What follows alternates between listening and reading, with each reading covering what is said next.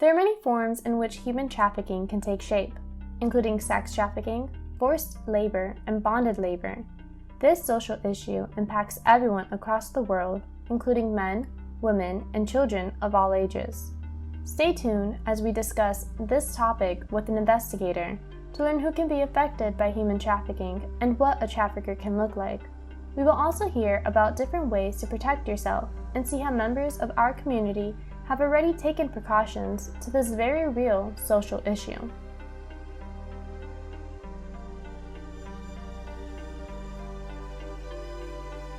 Human trafficking can occur anywhere at any time. Anyone also can be a victim at any time.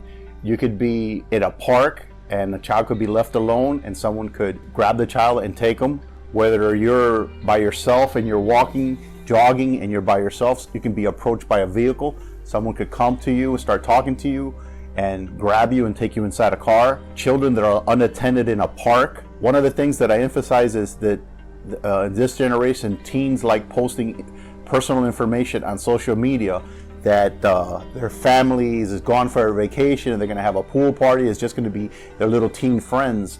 And if somebody picks that information up and they send a young person to assist and get you drunk and they take you away. This also could happen in all social classes. It doesn't necessarily happen in the poor. It could happen in the rich. It could happen in any category. Human trafficking is everywhere. And every continent of the world it has been involved. In the United States, it's mostly prevalent in Texas, Florida, Las Vegas, New York, California. And California in 2020 had one of the largest influence of human trafficking. Human trafficking for me has been very close to heart because it's very dangerous around the world. We come across to having sites and seeing all these videos of parents just being scared of having their own child right next to them and somebody just picks them up and snatches them and next thing you know they're on sale. So by having them in Taekwondo and martial arts and self-defense, it's been a good experience for them because it's kept them alert of their surroundings, and I think it's the best decision I've ever made. I don't know anyone that's been robbed or attacked, but I hear about it all the time on the news, and of course I'm afraid of that. That could always happen to me. I think we always have this mindset that whatever we see on the news seems so distant and it seems like it can't happen to us, but that's always a possibility, so it's always good to take precautions. Some ways people can better protect themselves from being a victim, I would say, is always be vigilant of your surroundings. In any place that you go, always look around, make sure everything looks normal. Education is a key point on this.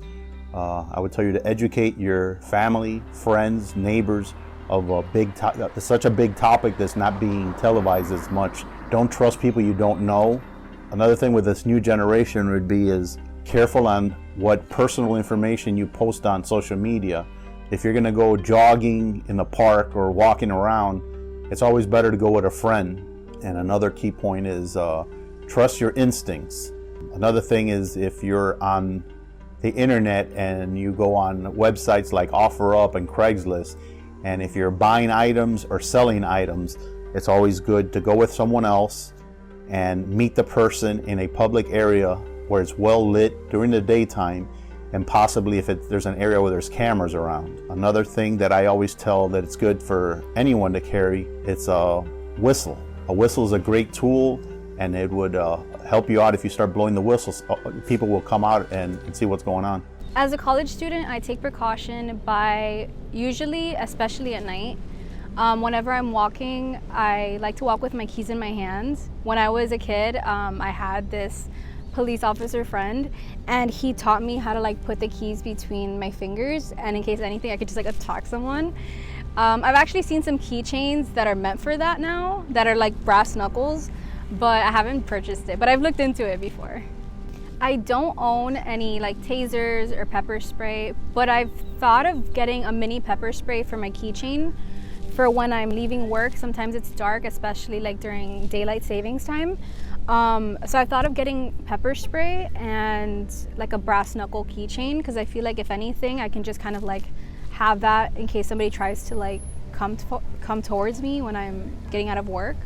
So I've thought of that. Some of the examples of the self-defense techniques that we teach are hand-to-hand combat, Of course, rape prevention, knife defense, gun defense, and any situation that can occur when you need to defend yourself. Here at our academy, our rape prevention seminars are available to all the students in our school and also for the community so that they can be aware and be prepared if any situation will occur in that manner. Here at Quest Martial Arts Academy, the rape prevention seminars are taught by high-ranking instructors and high-ranking students. When we bring in a guest speaker, some of the credentials they have are either they've been in martial arts for a significant amount of time, or we have police officers or instructors that are certified in these type of situations for rape prevention. Actually, I enrolled my kids in karate due to the fact because of self-defense, not as an after-school activity. I myself, I've done martial arts since I was 5, and my parents enrolled me as self-defense, and to tell you the truth, it was the best decision I ever made. Regarding the skills that they have learned in karate and their self-defense that they have learned, I'm very confident that I know that they know what to do in case of anything. Obviously, you know, every parent is afraid how they're going to react, how they're going to act, but by us reenacting these scenarios with them, it drills into their head that, you know, okay, somebody picks me up, what do? I scream, I yell, I call for help. Actually, with the classes that I have taken for self-defense, I do feel confident of what I have learned, and I've actually put it into play.